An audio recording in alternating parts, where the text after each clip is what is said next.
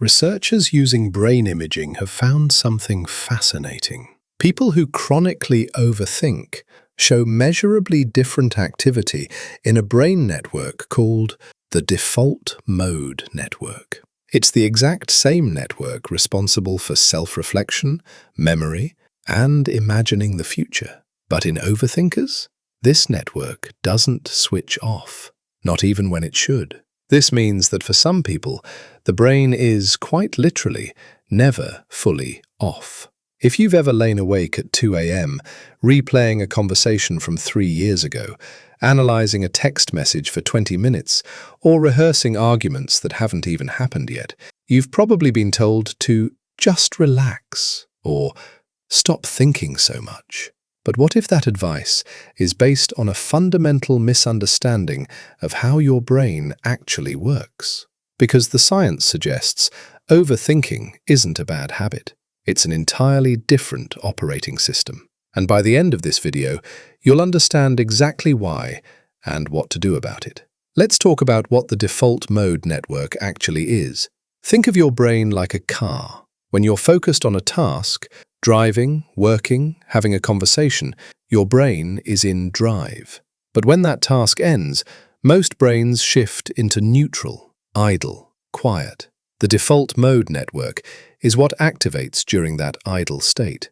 It's responsible for daydreaming, reflecting on yourself, replaying memories, and simulating future scenarios.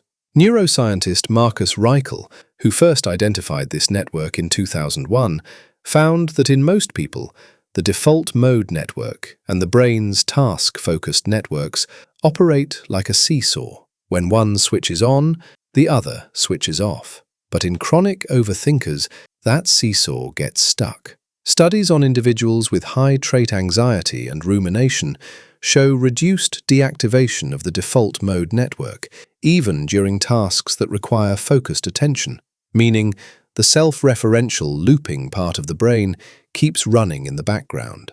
It's like a browser tab you just can't close. And here's where it gets even more interesting, because this isn't just about a stuck network. There's a second system involved, and it's one most people have never even heard of. Deep in the brain sits a small structure called the Anterior Cingulate Cortex, and one of its main jobs is detecting errors, mismatches, things that just don't add up. It's your brain's built-in alarm system for something is wrong here.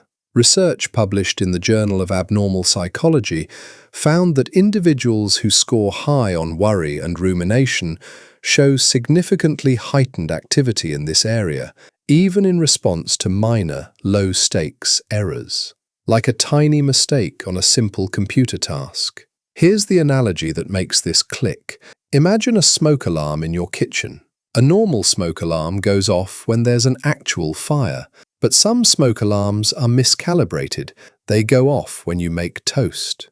The alarm isn't malfunctioning because it's broken. It's malfunctioning because it's too sensitive. It's detecting something real, heat, smoke. It's just responding to a threat level that doesn't match the actual danger. For overthinkers, that's exactly what an awkward pause in conversation, an unanswered text, or a small mistake at work can feel like. The brain's error detection system fires at full volume for something that realistically is just toast, not fire.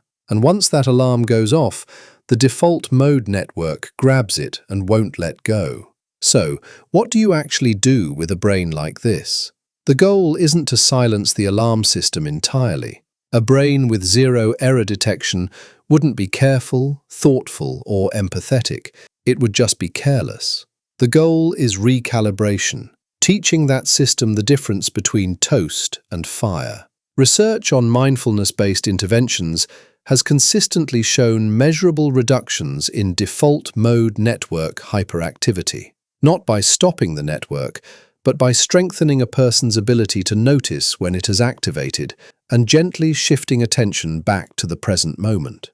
Over time, this doesn't eliminate the sensitivity. It widens the gap between the alarm going off and you automatically believing it.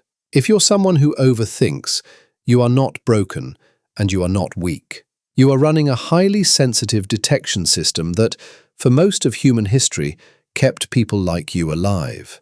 The work now isn't to turn it off, it's to teach it what decade it's actually living in.